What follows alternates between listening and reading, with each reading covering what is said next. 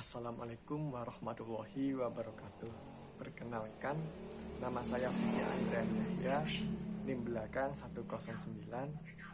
Di sini saya selaku moderator yang dimana akan memandu berjalannya diskusi pada pagi hari ini terkait mata kuliah Lembaga Keuangan dan Bank yang diampu oleh Bapak Taufikur Rahman, SHI, MII.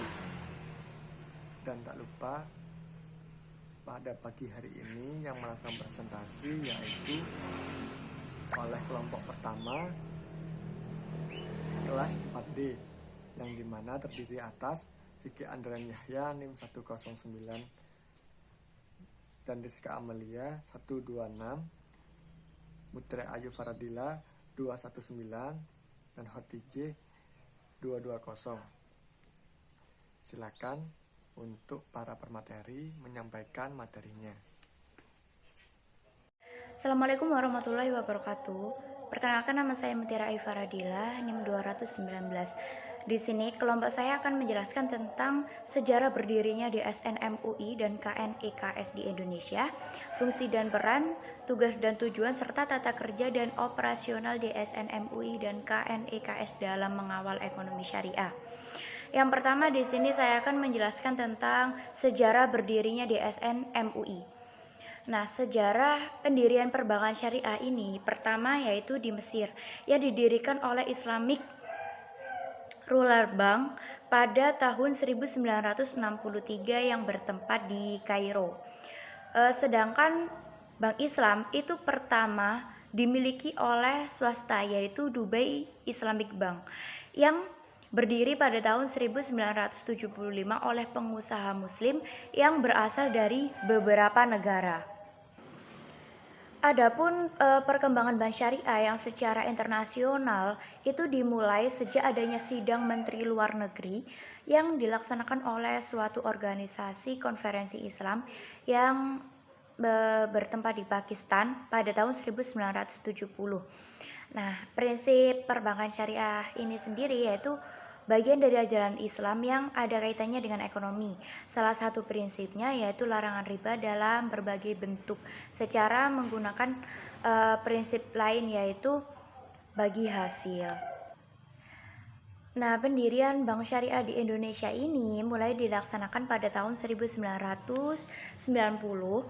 Pada tanggal 18 sampai 20 Agustus 1920 itu Majelis Ulama Indonesia menyelenggarakan Lokakarya Bunga Bank dan Perbankan yang bertempat di Bogor pada saat itu. Kemudian hasilnya itu akan dibahas lebih dalam lagi pada Musyawarah Nasional ke-4 Majelis Ulama Indonesia yang bertempat di Jakarta pada tanggal 22 sampai 25 Agustus 1990. Gunanya untuk membentuk adanya tim kerja pendirian Bank Islam di Indonesia. Nah, adapun hasil kerja dari tim tersebut tadi yaitu dengan berdirinya Bank Muamalah di Indonesia pada tanggal 1 November 1991 dan secara resmi beroperasi itu pada tanggal 1 Mei 1992. Nah, setelah itu lanjut berdirinya bank-bank syariah yang lainnya. Sedangkan Dewan Syariah Nasional Majelis Ulama Indonesia itu pertama kali mengeluarkan fatwa yaitu pada tahun 2000, antara lain yaitu fatwa tentang giro, tentang tabungan, tentang deposito. Nah, adapun fatwa tersebut itu merupakan dasar hukum suatu produk penghimpun dana dan perbankan syariah. Nah, selain 3 fatwa di atas, Dewan Syariah Nasional Majelis Ulama Indonesia itu juga mengeluarkan fatwa di tahun yang sama, yaitu fatwa tentang murabahah, fatwa tentang jual beli salam, fatwa tentang jual beli istisna, fatwa tentang pembinaan mudharabah, fatwa tentang pembiayaan musyarakah, dan yang terakhir fatwa tentang pembiayaan ijarah. Nah, keenam fatwa ini itu digunakan sebagai dasar hukum bagi suatu produk penyalur dana perbankan syariah. Selanjutnya yaitu sejarah berdirinya KNIKS di Indonesia. Nah, dilihat dari sisi regulasi dan kebijakan sangat didukung oleh pemerintah Republik Indonesia terkait adanya eksistensi industri baik dari perbankan syariah, asuransi syariah, suku atau SBSN, surat berharga syariah negara, zakat, wakaf, dan lain sebagainya. Itu juga sudah memadai guna menjamin keberlangsungan suatu usaha tersebut. Nah, di antara regulasi serta kebijakan yang strategis yaitu Perpres nomor 91 tahun 2016 yang mengamanahkan terhadap berdirinya KNKS, yaitu Komite Nasional Keuangan Syariah, yaitu sebuah lembaga strategis negara yang berfungsi sebagai mediator serta katalisator untuk kegiatan ekonomi dan keuangan syariah di Indonesia untuk seluruh pelaku kepentingan baik dari skala nasional ataupun internasional. Selanjutnya hadirlah juga Komite Nasional Ekonomi dan Keuangan Syariah atau bisa disebut dengan KNIKS yang dipimpin langsung oleh Presiden. Nah, KNIKS ini yaitu lembaga strategis negara yang fungsinya itu sebagai mediator serta katalisator untuk kegiatan ekonomi dan keuangan syariah Indonesia untuk seluruh pelaku kepentingan baik dari skala nasional maupun internasional. Adapun tugas dari KNIKS yaitu untuk mempercepat, memperluas serta memajukan gunanya untuk mengembangkan keuangan syariah yang mendukung pembangunan nasional. Sekian penjelasan sejarah dari saya. Wassalamualaikum warahmatullahi wabarakatuh. Tentang fungsi DSN MUI. Dewan Syariah Nasional mempunyai fungsi antara lain yaitu melaksanakan tugas-tugas Majelis Ulama Indonesia dalam mendorong dan memajukan ekonomi umat. Di samping itu, lembaga ini bertugas juga untuk menggali, mengkaji, dan merumuskan nilai-nilai dan prinsip-prinsip hukum Islam syariah untuk dijadikan pedoman dalam kegiatan lembaga keuangan syariah serta mengawasi pelaksanaan dan implementasinya. Jadi mereka diberikan kekuasaan dan wewenang yang luas untuk menelaah setiap kontrak, metode, atau aktivitas yang berkenaan dengan praktik perbankan syariah. Lahirnya DSN MUI ini sebagai wujud dari antisipasi atas kekhawatiran munculnya perbedaan fatwa di kalangan Dewan Pengawas Syariah atau DPS karena bersifat fikih, kemungkinan terjadi perbedaan pendapat fatwa yang sangat besar. Untuk itu, dengan dibentuknya sebuah Dewan Pemberi Fatwa Ekonomi Islam yang berlaku secara nasional, diharapkan tidak terjadi perbedaan istinbat dalam hukum. Fatwa DSN menjadi pegangan bagi DPS untuk mengawasi apakah lembaga keuangan syariah menjalankan prinsip syariah dengan benar. Kemudian selanjutnya yaitu peran DSN MUI. Pada prinsipnya, pembentukan DSN dimaksudkan oleh MUI sebagai usaha untuk efisiensi dan koordinasi para ulama dalam menanggapi isu-isu yang berhubungan dengan masalah ekonomi dan keuangan. Di samping itu, DSN MUI ini diharapkan dapat berperan sebagai pengawas, pengarah, dan pendorong penerapan nilai-nilai dan prinsip ajaran Islam dalam kehidupan ekonomi. Oleh sebab itu, DSN MUI ini berperan secara proaktif dalam menanggapi perkembangan masyarakat Indonesia di bidang ekonomi dan keuangan. Selain itu, kehadiran DSN pun diharapkan dapat berfungsi untuk mendorong penerapan ajaran Islam dalam kehidupan ekonomi dan keuangan. Oleh karena itu, Dewan Syariah Nasional ini akan senantiasa dan berperan secara proaktif dalam menanggapi perkembangan masyarakat Indonesia yang dinamis dalam bidang ekonomi dan keuangan. Kemudian selanjutnya yaitu fungsi dari Komite Nasional Ekonomi dan Keuangan Syariah atau disingkat dengan KANEX. Yang pertama yaitu pemberian rekomendasi arah kebijakan dan program strategis pembangunan nasional di sektor ekonomi dan keuangan syariah. Yang kedua yaitu pengoordinasian, penyusunan dan pelaksanaan rencana arah kebijakan dan program strategis di sektor ekonomi dan keuangan syariah. Yang ketiga yaitu perumusan dan pemberian rekomendasi atas penyelesaian masalah di sektor ekonomi dan keuangan syariah. Dan yang keempat yaitu pemantauan dan evaluasi atas pelaksanaan arah kebijakan dan program strategis di sektor ekonomi dan keuangan syariah.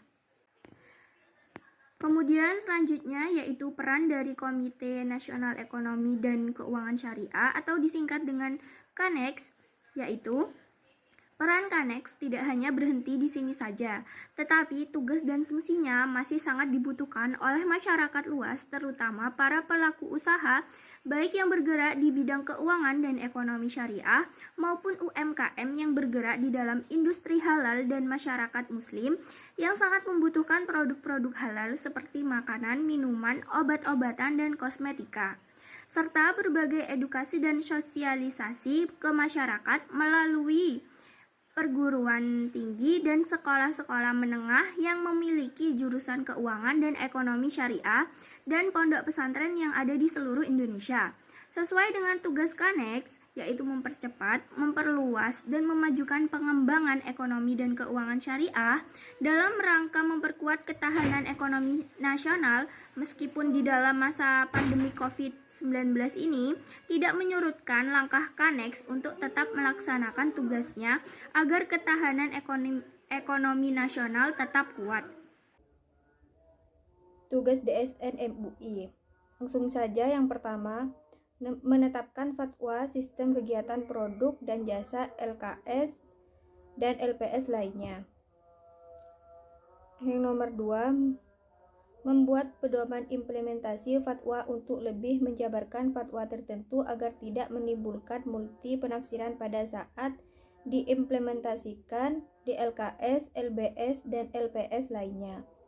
Yang nomor 3, mengeluarkan surat edaran kepada di LKS, LBS, dan LPS lainnya. Yang nomor 4, memberikan rekomendasi calon anggota atau mencabut rekomendasi anggota DPS di LKS, LBS, dan LPS lainnya. Yang selanjutnya yaitu tujuan DSN MUI. Yang pertama, menumbuh kembangkan penerapan nilai-nilai syariah dalam kegiatan perekonomian pada umumnya dan keuangan pada khususnya. Yang nomor 2, mengeluarkan fatwa atas jenis-jenis kegiatan keuangan syariah. Yang nomor 3, mengeluarkan fatwa atas produk dan jasa keuangan syariah. Yang terakhir, mengawasi penerapan fatwa yang telah dikeluarkan. Yang selanjutnya yaitu tujuan didirikannya KNEKS adalah supaya mempercepat, memperluas, dan mengajukan pengembangan ekonomi dan keuangan syariah dalam rangka mendukung ketahanan ekonomi nasional. Yang selanjutnya tugas KNEKS yaitu mempercepat, memperluas, dan mengajukan pengembangan ekonomi dan keuangan syariah dalam rangka mendukung ketahanan ekonomi nasional. Assalamualaikum warahmatullahi wabarakatuh. Di sini saya akan melanjutkan presentasi dari kelompok saya yang sebelumnya, yaitu tentang tata kerja dan operasional DSN MUI. Yang pertama, lembaga keuangan syariah atau instansi bisnis munstafid mengajukan surat permohonan fatwa secara tertulis di DSN MUI yang sebagai mutfid dengan menceritakan permasalahan keuangan yang diminta secara tertulis. DSN MUI melakukan pendalaman masalah dari permasalahan yang diajukan oleh lembaga keuangan syariah sebagai permintaan fatwa mustafid. Kemudian permasalahan tersebut didalami dan dirumuskan oleh BPH DSN MUI. BPH DSN MUI melakukan pengkajian secara mendalam dan mencari sumber rujukan dengan melibatkan para pakar di dalam hal yang terkait, sehingga dihasilkan landasan hukum dari permasalahan yang diminta. Pengkajian atau pendalaman permasalahan yang dilakukan oleh DSN BPH DSN MUI dirumuskan ke dalam bentuk daftar fatwa, di mana daftar fatwa tersebut dalam bentuk sip dibawa ke sidang pleno DSN MUI. Daftar fatwa yang disidangkan oleh Badan Pleno DSN MUI akan mengalami penambahan dan pengurangan yang disampaikan oleh anggota sesuai kepastian masing-masing anggota. Tujuannya ialah agar fatwa yang dikeluarkan oleh DSN MUI mendatangkan kemaslahatan dan tak menambah rambu-rambu syariat. Yang keenam, daftar fatwa yang mengalami permasalahan dan pengurangan yang kemudian ditujukan oleh Badan Pleno DSN MUI akan berubah menjadi fatwa resmi yang dilakukan oleh DSN MUI dengan ditandatanganinya oleh Ketua dan Sekretaris DSN MUI. Dari sinilah tata kerja dan operasional DSN MUI selain memberikan fatwa dan memberikan rujukan landasan hukum dalam melakukan bisnis keuangan syariah dan asuransi syariah, DSN MUI juga menjadi suatu pelopor atau pengawas di dalam berlaksananya operasional di suatu lembaga keuangan syariah atau instansi bisnis syariah. Next slide selanjutnya. Tata kerja dan operasional Kemenkes, Komite Nasional Ekonomi dan Keuangan Syariat yang disingkatkan Kemenkes, merupakan perubahan dari Kemenkes untuk peningkatan pembangunan ekonomi dan keuangan syariah secara menjadikan Indonesia sebagai pusat halal dunia. Perancangan titik awal untuk memposisikan Indonesia sebagai salah satu pelaku utama dalam hubungan ekonomi syariah dunia dilakukan sering dengan peluncuran master plan atau bisnis ekonomi syariah Indonesia pada bulan Mei 2019. Bahwasanya di sini tata kerja dan operasional DSN Kemenkes yaitu memberikan penguatan halal full casing, penguatan keuangan syariah, penguatan usaha mikro, kecil dan menengah, penguatan ekonomi digital. Jadi bahwasannya untuk merumuskan hal tersebut, tata kerja dan operasional Kemenkes itu penguatan halal full gain dengan memberikan pengawasan dan pengarahan atau bimbingan dalam melaksanakan suatu lembaga keuangan syariah dan bisnis syariah yang supaya mendongkrak dan menjadikan suatu lembaga tersebut tidak melenceng dalam menjalankan perusahaan atau bisnisnya tersebut. Penguatan usaha mikro, kecil dan menengah UMKM, yang dimana di sini bisa tata kerja dan operasional Kemenkes ini memberikan solusi atau sumbangsinya terhadap berkembangnya perekonomian syariah di Indonesia. Selain itu ada 4 strategi dasar yang menjadi ekosistem pendukung strategi utama yang di atas, yaitu peningkatan kesadaran dan literasi publik, meningkatkan kualitas dan kuantitas,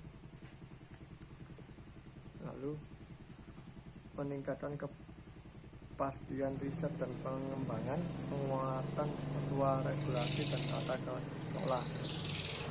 Jadi bahwasanya di sini selain bersandarkan pada 4 pilar yang utama, juga memiliki 4 pilar yang pendukung yang eksternal dari luar.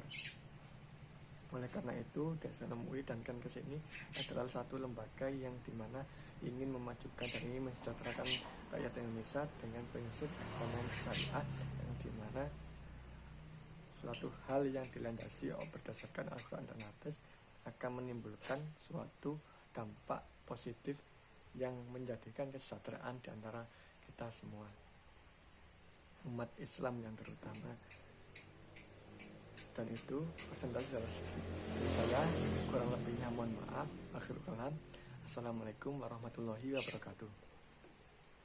Saya selaku perwakilan kelompok dari materi pada pagi hari ini, saya ucapkan terima kasih atas perhatiannya dan terima kasih atas keluangan waktunya untuk menyimak video dari presentasi kelompok kami.